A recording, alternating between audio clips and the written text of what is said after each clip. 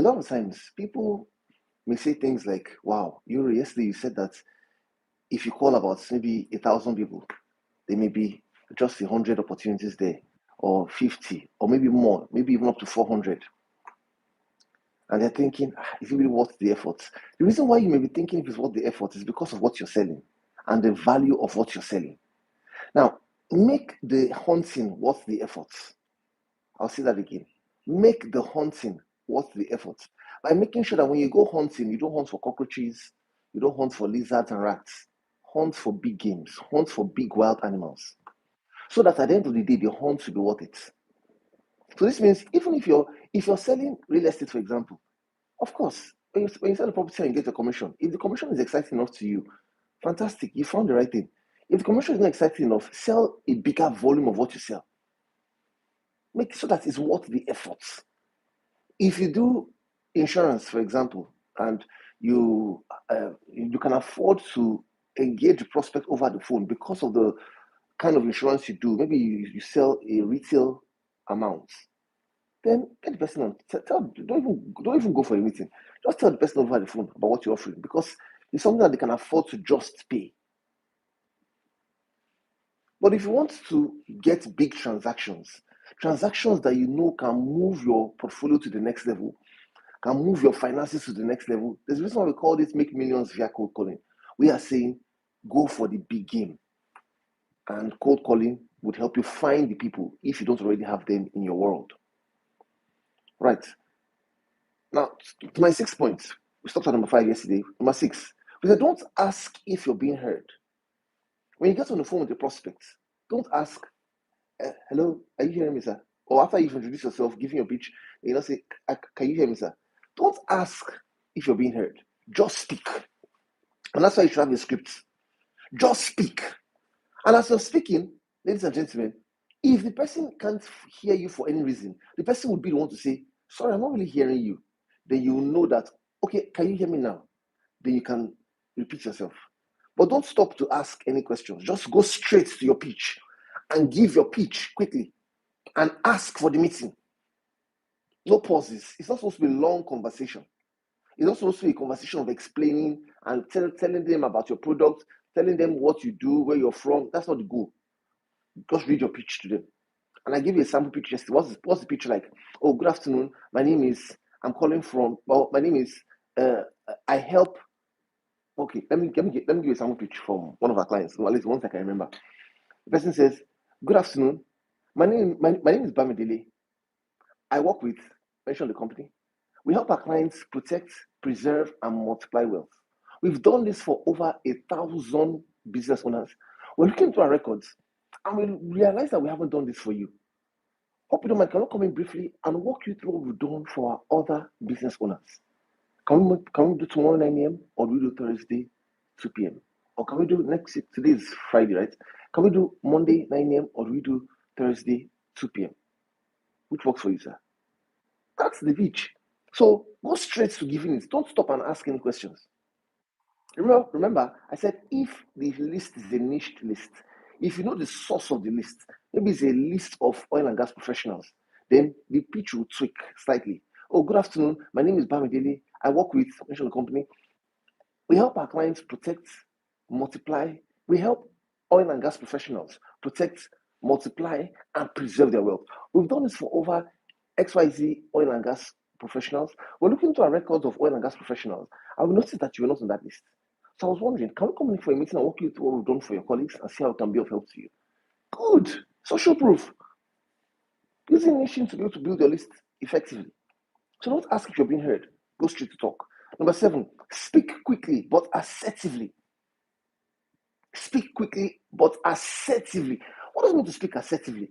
When you're drafting your script, circle, highlight in color, or underline key areas you're going to emphasize on, so that you don't sound like a flat line.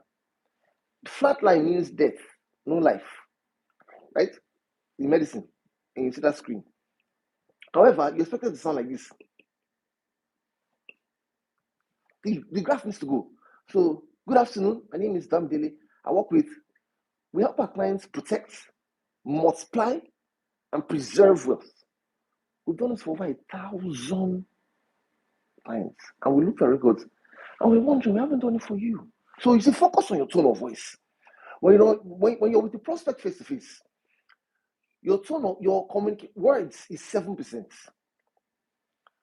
tone of voice 38%, body language 55%, and that's why we emphasize book the meeting and meet the person face to face. So that when they see you, they see how you're dressed, smell, you're groomed, they can trust you immediately and want to do business with you. When you're on the phone, there's a reverse. When you're on the phone, the words become 14%. The tone of voice becomes 76%. And the body language becomes 10%. This means that when you're with the prospect face to face, body language 55% carries the weight in the conversation. But when you're on the phone, the tone of voice 76% carries the weight of the conversation. And that's why I said speak quickly but assertively because of your tone of voice. Have the intention to influence the prospects with your tone of voice. Let that be your intention. And you find out that it will affect your tone because intention transforms the tone.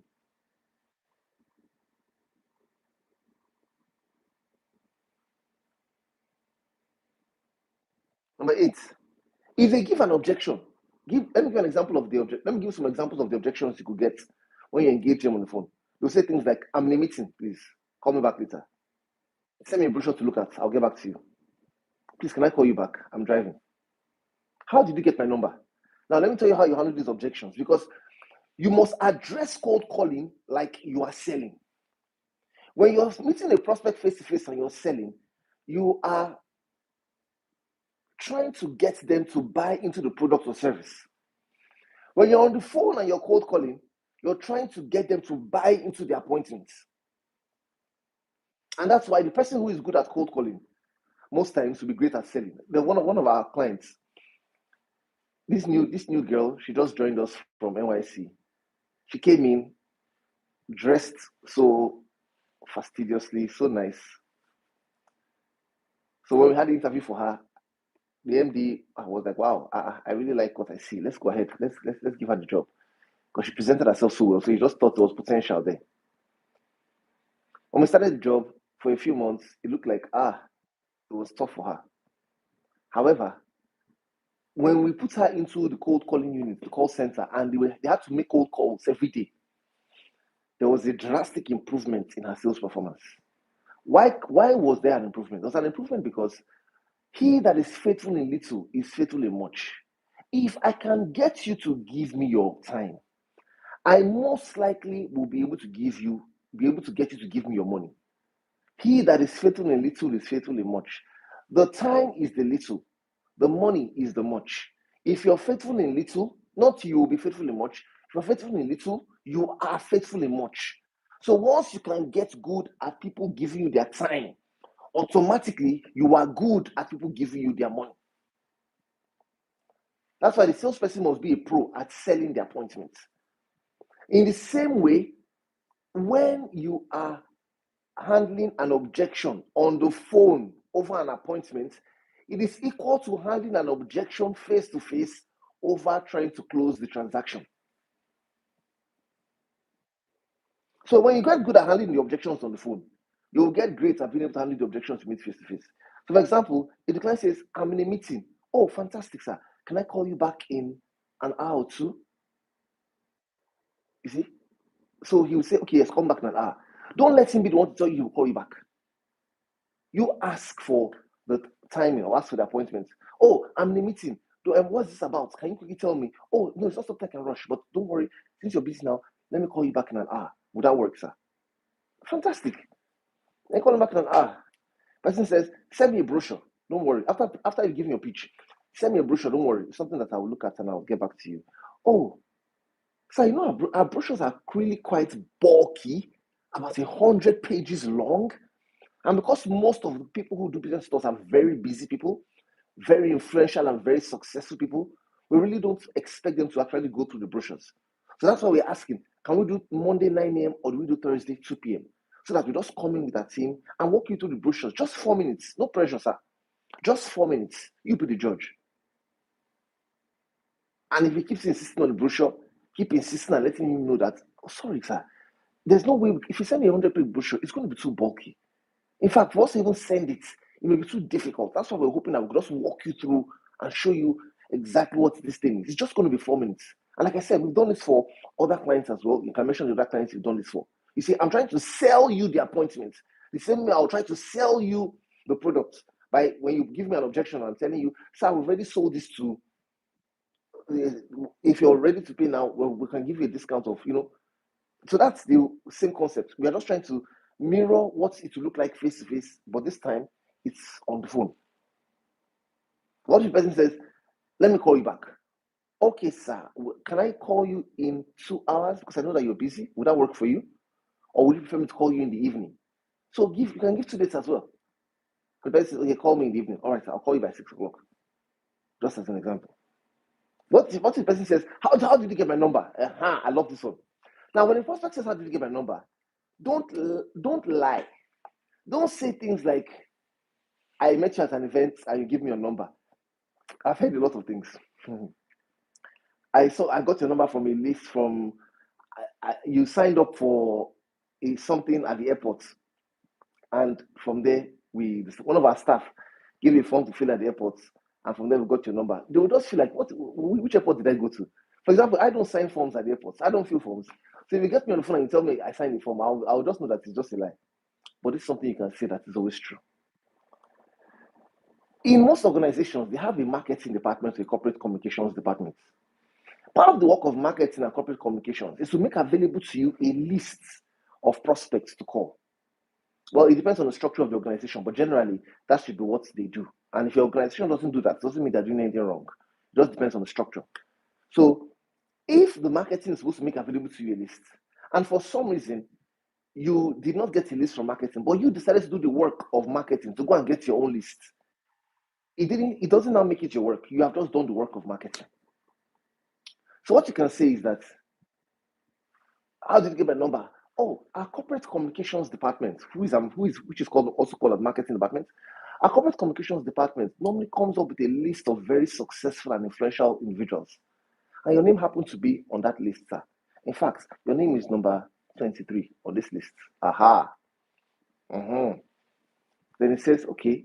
Now, this speech, whenever we say this, I don't need to laugh, but whenever we say this, it works all the time, ladies and gentlemen, please. It works all the time. And because it is true, based on the way I've explained it to you right now. All right. Then, what if the person gets upset and says, don't call me again, and starts to be assaultive on the phone? All right, sir. Call the call immediately. Apologies, call the call. That's okay. You don't have to, because the person doesn't believe you and the person is being aggressive. I don't know how much effort you want to put in to calm the person down, for the person to now listen to you and give you the appointment. So just move on to the next person who is not that brash and angry. Remember, hurting people hurt others. So when you meet people who are very upset and very insulting, it's because somewhere on the inside, they are hurt already. Number 9, go straight to answering the objection, then closing. When I say closing, I mean booking the appointment. Go straight. These objections you have mentioned now, once you answer the objections, go straight to book the meeting. Don't answer the question and keep quiet. A lot of times, keeping quiet during a cold call is actually what causes problems. Once you're done speaking, close. Every statement you make, ask for the meeting. Every statement you make, ask for the meeting. I'm in a meeting. Okay, sir, can I call you back between 1 a.m. or 2 p.m.? Can I call you back 1 a.m. or 6 p.m. in the evening? He gets his feedback. Send me a brochure. Oh, sir, I love sending a brochure. It's quite bulky. However, if you can come for a presentation briefly, walk you through what we've shown our clients before now. Can we do 9 a.m. tomorrow, or do we do 2 p.m. on Thursday? You see, go straight to asking for the clues for the appointment. How did you get my number? Our corporate communications department normally gives us a list of successful and influential individuals. Your name happens to be on that list. Can we have this meeting tomorrow 9 a.m. or do we do Thursday 2 p.m., sir? And if you notice that you feel what I'm saying is awkward, change your tone of voice. Bring your tone of voice lower so that it sounds like you're being friendly but insistent. Then finally, number 10, focus your mind on the benefits of cold calling. While you're doing this cold calling, focus your mind on the benefits. What are the benefits to you? Number one, your confidence will increase. He that is faithful in little is faithful in much.